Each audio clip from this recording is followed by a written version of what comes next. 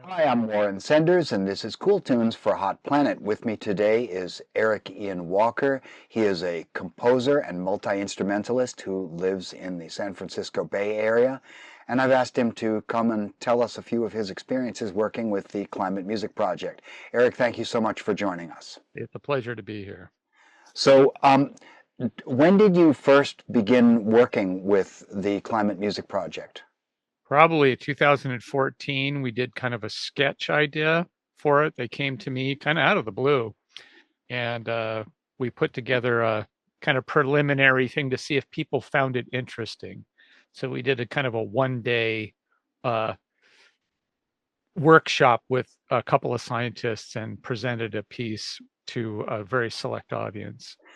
That's pretty much what Stefan told me. Did you know them beforehand? Did you know Stefan and Fran beforehand? No, did not know them at all. So you got cold called, I did. I got cold called. Yes. and then you said, "Sure, why not?" Yeah, I mean it was pretty serendipitous, I guess is the word, because I am a pretty good choice for that. Partially because I like uh, science and music, and so the opportunity to use scientific data to be driving music. But I'm also a person that writes rather emotionally charged music, so I thought I could deliver a pretty good piece at the time. So you were right there at that then intersection of being reflective of the data, engaged in the data, and then at the same time working with music as a means of communication rather than just exploring some kind of deep abstract idea. Yeah, Cool. that is true. And we did work with the data, as you've noted in when you sent me the email, with the scientists and meeting with them pretty regularly for quite a period of time while we created the piece. Do you have an anecdote or a memory about that work? What it was like working with scientists? Sure. I mean, yeah, working with the scientists was different, absolutely. It was very different for them. Uh, uh, they enjoyed it immensely once we got rolling and seeing, how the band was trying to figure out how to represent the changes in the data and the CO2 and the temperature and ocean acidification and what parameters we assign them to, and trying to control in some way, how quickly things changed. That was our big challenge, was Hmm. the music not falling apart too fast, Right. and what the kind of the scale of change was. So we had to come up with a way of doing it. We met about once every 2 weeks for about a year and a half. So the gestation process for the piece was a long one. It was pretty long, and that was a good thing because it took us a while, particularly with the real music end of it, and how we were going to do it. But also, we had at least two full sort of sketches that I abandoned. Mm. This isn't working. It's not interesting. It's you know it just wasn't compelling.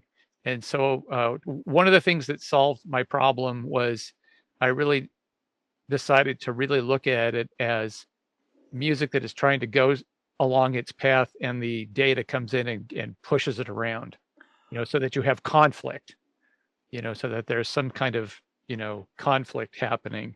And that was very helpful. And then I just happened to come up with a musical theme that was a little sturdier, I guess you can say. So as it deconstructed as a result of the changing parameters, you could kind of hear it happening a little Hmm. better. And that's a funny thing to say, but we really did have to try a number of different things, and we finally found one that worked. Did you start out using a standard tonal or rhythmic or structural vocabulary, or were you at the very beginning, were you trying to find new approaches? No, it was pretty tonal. I mean, we had to have it be that way to sound agreeable, to sound stable, I would say. We went for something stable. If you Hmm. start with dissonant music, you've got nowhere to go. So we had to have it be pretty stable. And then it got extremely dissonant and and noisy towards the end. And one of the things that was really fascinating with doing that was if you do that if somebody hears that on the radio, that most people, 99% of the people that are listening are going to turn it off after a while if they don't know what it is. But we had visuals that we developed and a timeline in the visuals as well as graphs.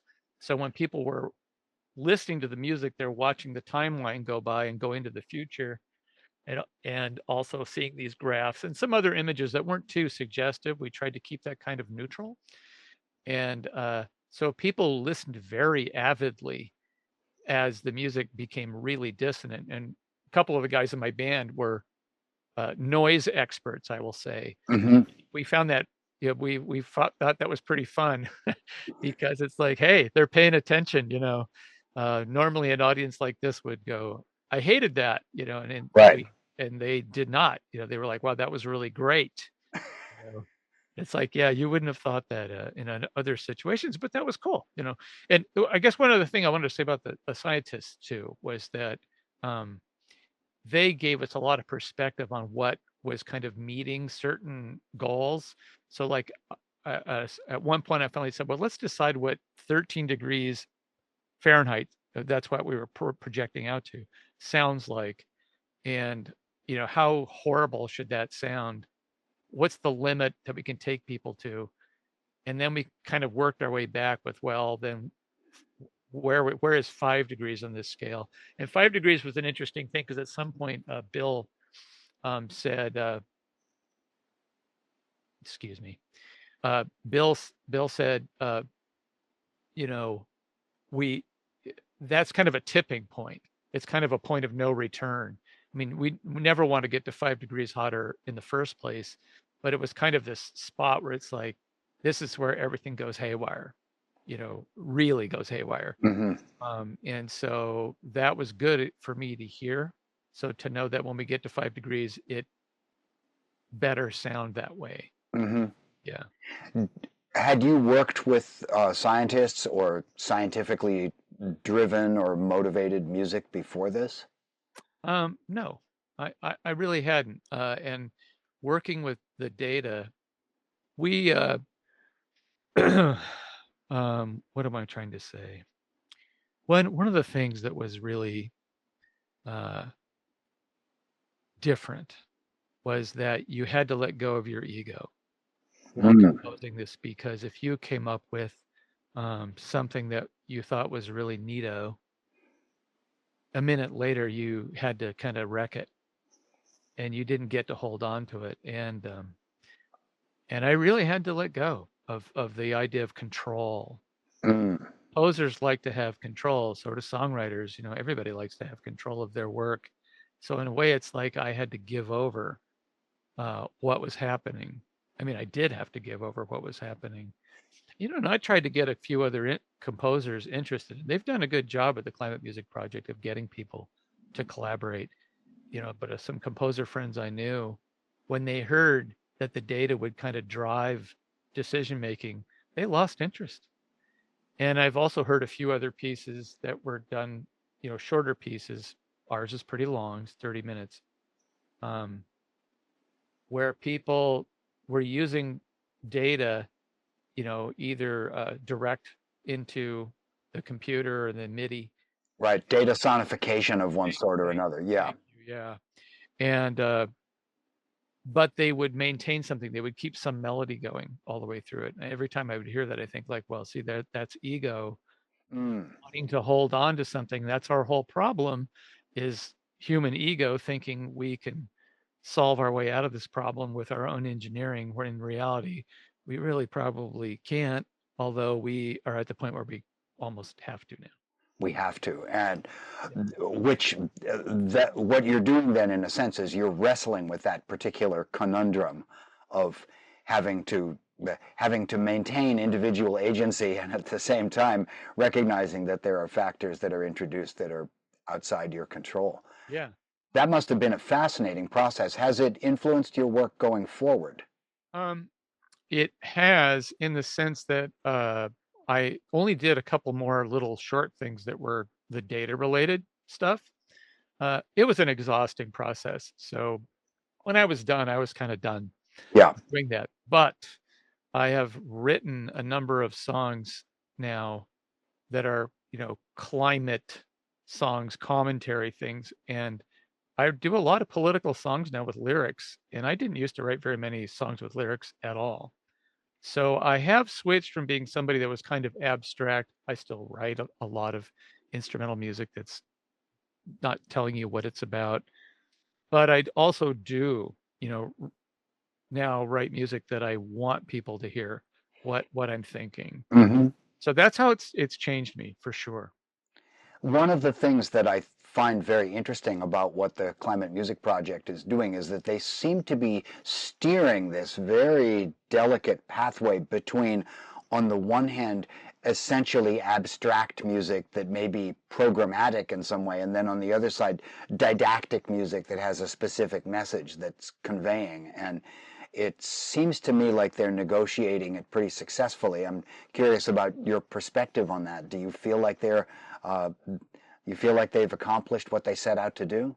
Yeah, I think so. And it's been 10 years now uh, since we started this process, and I do think that we all learned that we had to be a little bit flexible Hmm. about, you know, adhering to the science, but also letting it bend a little bit so that people can be creative. And a good example in my piece, in fact, in the band, who were hugely instrumental in how it turned out. I had three, four people. We go between having five people or four people perform it, and they're all very good improvisers. So I was aware of this. So instead of having every note written out exactly, Hmm. what we had was like, well, during every minute was 25 years. And then we had marked on graphs, what that meant, when did the degrees, when did we get to 3 degrees? And so it's like, well, during this area, you can be working with these things. Mm. And I had some specific written music, but other things were like, you can add these things, but you don't do that yet, so then when we get to this section, when we're up at 4 degrees, now you can do that. And that was important for the noise guys because their frame of reference is much quicker to the noise. Hmm. So I was kind of like holding the reins on the two Scott and Tom Demuzio and Scott Brazil, kind of like going, whoa, guys, don't go charging into the noise because we have to save it when we Hmm. get up to 5 and 6 and 7 degrees. And so, uh, yeah. Do you So, think so there did was you a certain amount of wiggle room, is what I'm trying to say. Sure. Did the experience influence them significantly as well? I don't know that much. Yes, I mean they really love doing the performances. So Mm. anytime I call them and say, "Oh, you want to play in Davis?" They're like, "Yes." So, or we want to go to Florida, like, yeah, sure, and it's like we don't even know where we're going. Doesn't matter. So there's It's a good gig. yeah, it's a good gig. And it's very satisfying performance. They all get to do what they like to do, Hmm. which is always important in a band of any kind. And so um, that worked out really well. And audiences are, from what I can gather from the videos that I've seen and from the things that I've heard from Stefan and Fran, the audiences really are ready to go along for the ride. Yeah, and it's it's good to see it in person live. Mm. You can watch it on, on your computer, although it's the whole thing's not really actually available online. Right, Sections of it are on my page, right, but I'm aware that whoever's watching can stop it. They can walk away. They can go get a cup of coffee. right. They can start scrolling on their phone. So I mean, so that in that way, the effect is spoiled Yeah. because you do need to have it be immersive. I remember some Sun Ra performances from the late 1970s that Wow. were immersive, and there was no escaping from that. You know, when he decided he wanted to take you to Saturn, you went to Saturn. Yeah, I wish I'd seen him back then. I used to listen to his recordings. all the time back then. There was one I heard on the radio, and he's put out so many records. I Oh don't my know God, yeah. what record it's on, but there was this recording where basically all he did during the whole thing, we had a pick, a guitar pick, and he was just working his way up the piano, up the strings. This is how I remember Yeah. it. And then he gets to the top and he just slowly starts coming down. And like basically the whole piece was him doing that, but really slowly, and then the band is doing various things behind him. And something about that piece was like, okay, that's truly transporting. Somehow they just floated, with him doing that, and Hmm. just really impressive. I sometimes wonder what he would say if he were around. I'm sure buried somewhere in the Saturn discography, he's got something about climate change, but He would have been all over it. he would have been all Yeah. over it. Yeah. I don't know if he would have gone for dealing with all the data, but I don't know. I'm not going to say he wasn't, but Astro eternity equations. yeah, you know, um, I did enjoy doing it. It was hard work. There were times that it wasn't fun. Certainly, the reality of the situation made me appreciate the scientists Hmm. that are working with that every day. And somewhere towards the end, I really talked to him about it. I was like, you guys, you're looking at this stuff every day. I don't know how you do it. Right. It's like I find it crushing at times to be.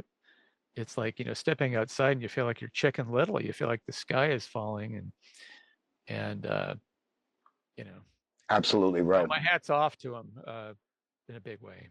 Awesome. Is there anything else that you remember that you want to share before we conclude our call? Um, was there anything that you asked me to talk I've about? covered all my questions. You have. No, I think we're pretty good. I think we've kind of covered the bases. I will say again that uh, I the experience of working with Fran and Stefan and everybody in the group had its moments where we were getting used to each other. Stefan had never done live shows before, so he Hmm. would kind of freak out. Some of our sound checks were so bad, and he would come up like, are we going to be okay? And the band almost all would say in unison, "Oh, bad sound check, great show." Right. So he'd just be like, "You're kidding." It's like, no, we could tell the levels are okay right at the last second. Yep. So we're going to be okay. And he'd just be like, "How can you do that?" So, Yeah, and it's just about listening, and that's the yeah. main thing. Is everybody in the band really listens, and they look at the graphs, and we had various different drawings that some of the guys used, and Michelle, she stuck with the sheet music, but she was playing her two loopers with her violin, and uh, she never wavers. Her performance is perfect every time. So she's like our gold standard that we gather around. So she carries us through a big part of the first half of it, and it always gives us a lot of confidence that we know if we get the mix right while she's playing, then we're going to be good the rest of the way. You've got the mood established, and then after that, whatever builds is organic from that. Yeah. Wow. Well, this is absolutely terrific. Erik Walker, thank you so much for joining me and sharing your thoughts on the Climate Music Project. I really appreciate our time, and I'll look forward to hearing your music as well. Thanks, Warren. Thanks for All having me. right. Take care, man.